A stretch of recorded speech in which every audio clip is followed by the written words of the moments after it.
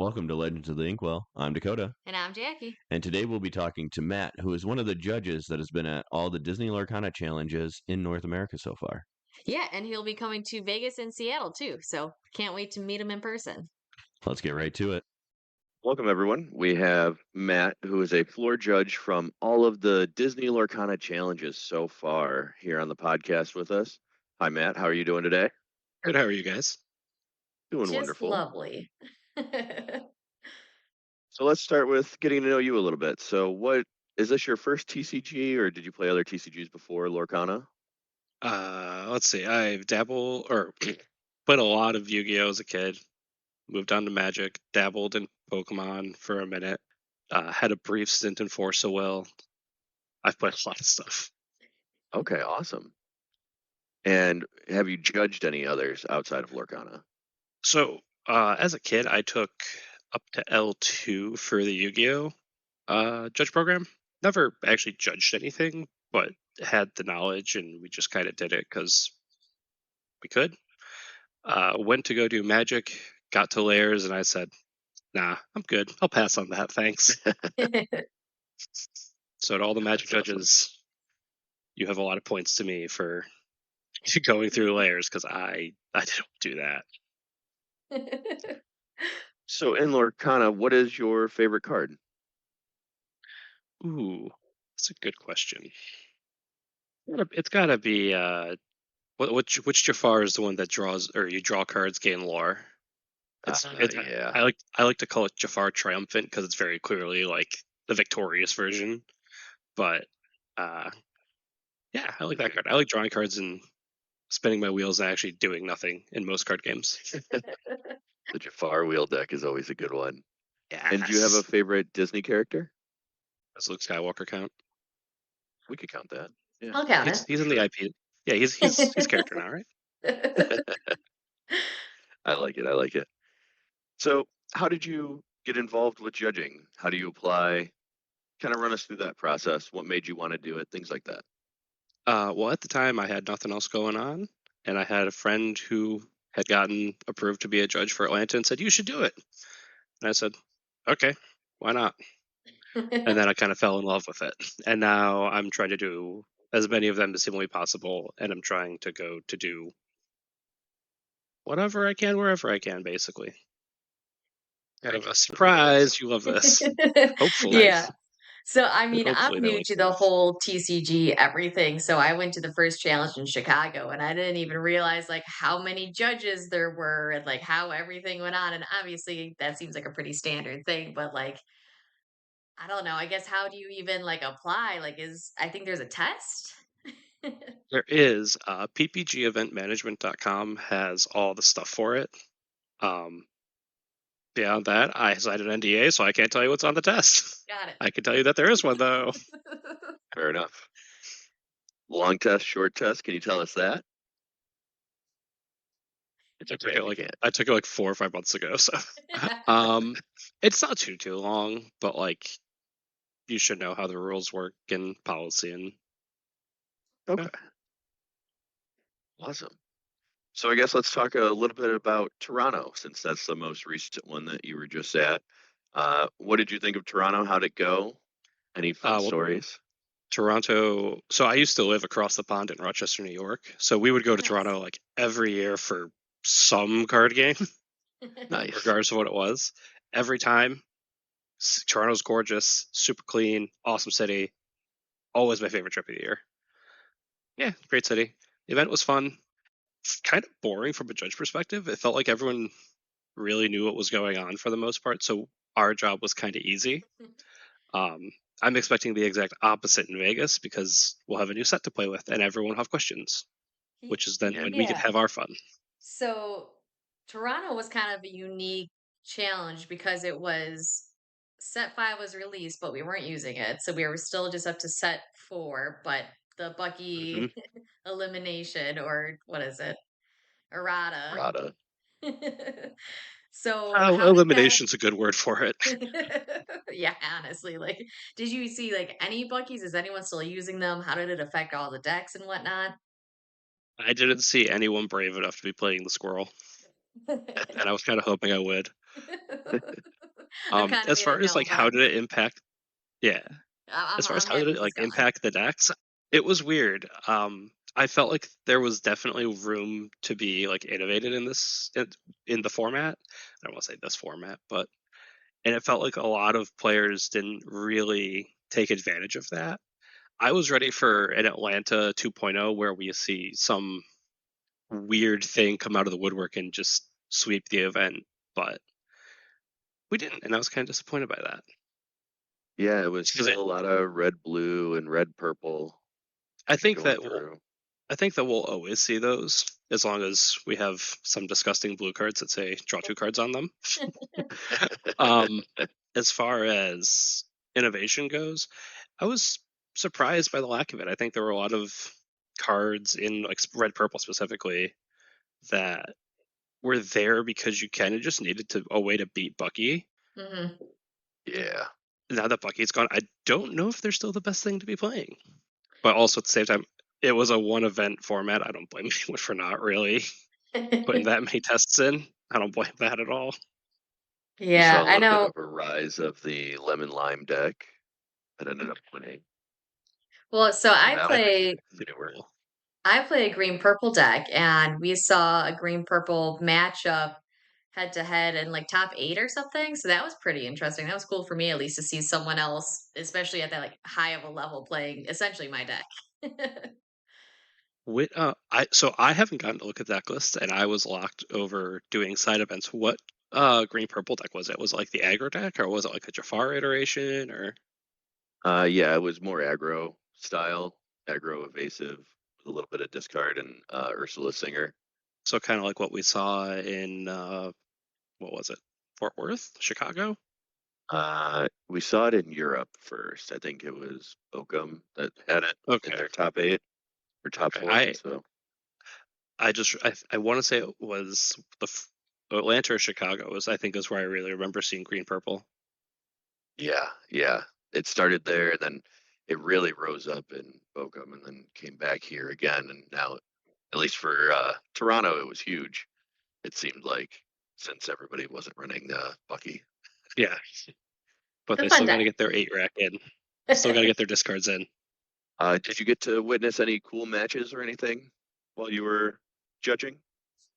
I mean, like every match is cool, right? But in terms of like were they notable players, some weird, cool interactions.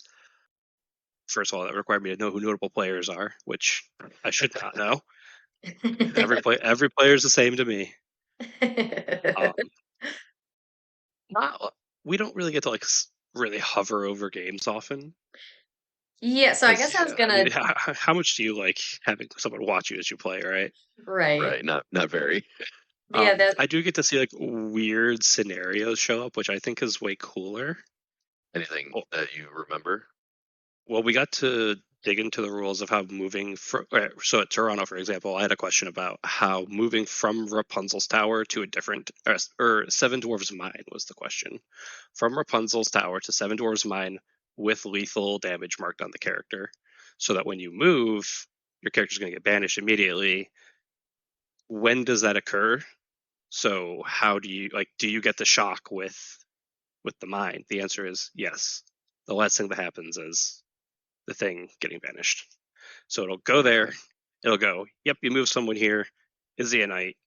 If he is, blast him. And then the character gets banished. interesting. Yeah, so all these like weird little corner cases are really what we end up dealing with more.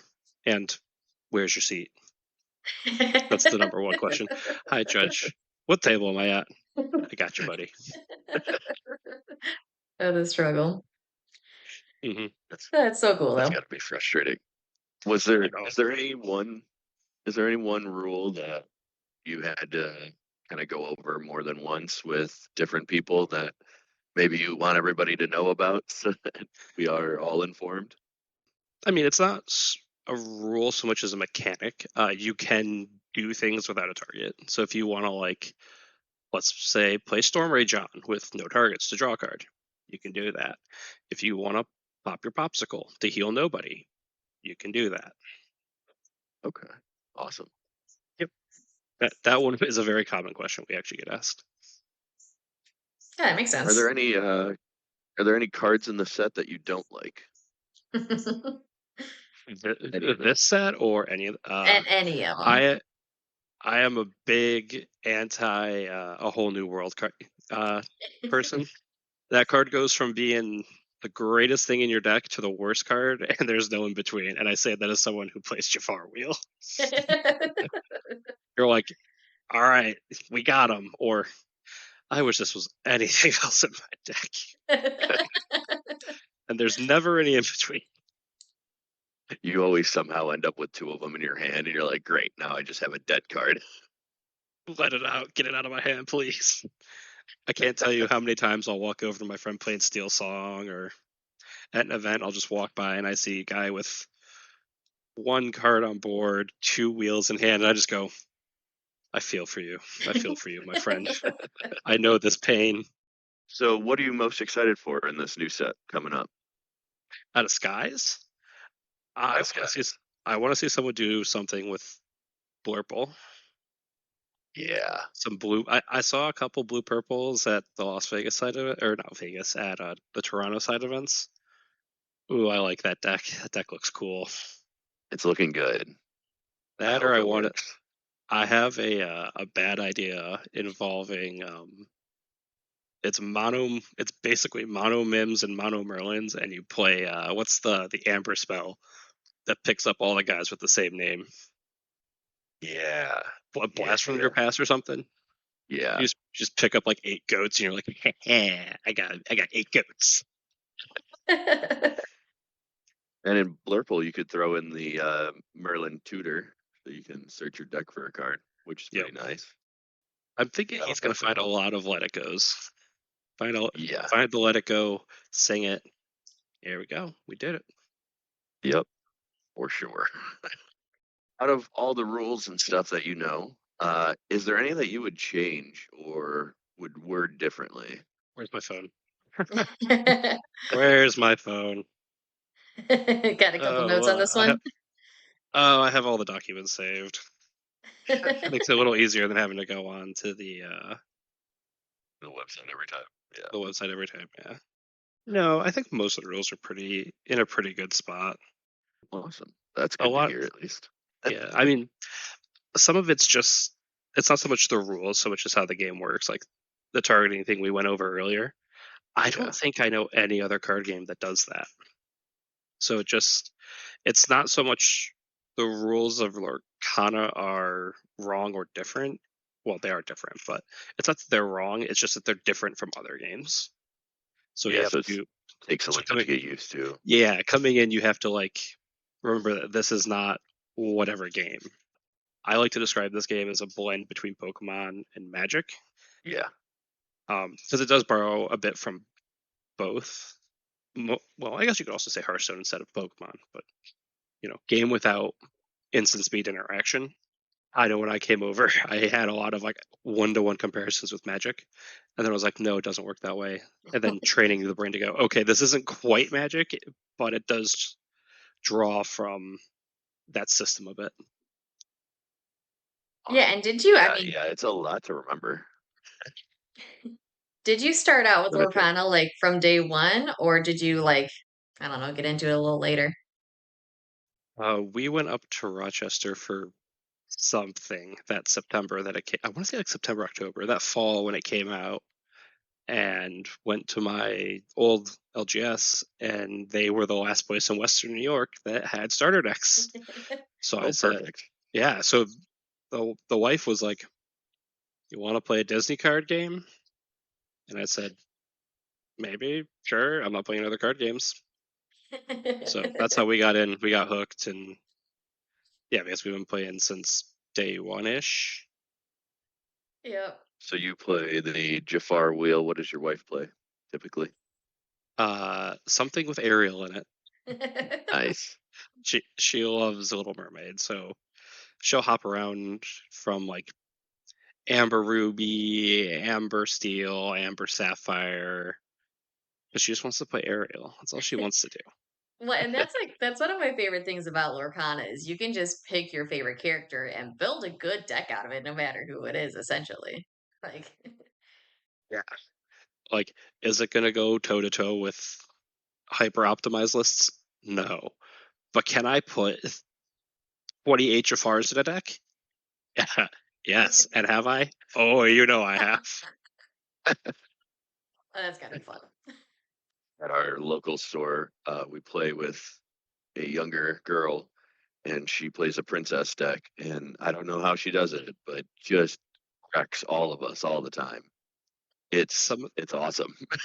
I have a distinct memory of Atlanta side events, day 2, Sunday. This little girl, she couldn't have been more than like 10, 12 years old. She's like up to my hip. She comes up to me and goes, "Can I have my tickets?" And I'm like, "Yeah," because I believe we were giving out tickets at that event for like we the judges were. And I go, "Yeah, what's your record? Show me your melee." Kid's 3-0. She's crushing it. I'm like, some of the kids in this game are they're cold blooded, man. They're coming Oh for Yeah. you. yeah. I'd say they have some unexpected decks too, so it's like not necessarily what you're preparing to play. I believe the kid that won competitive constructed in Toronto, I believe that was a kid.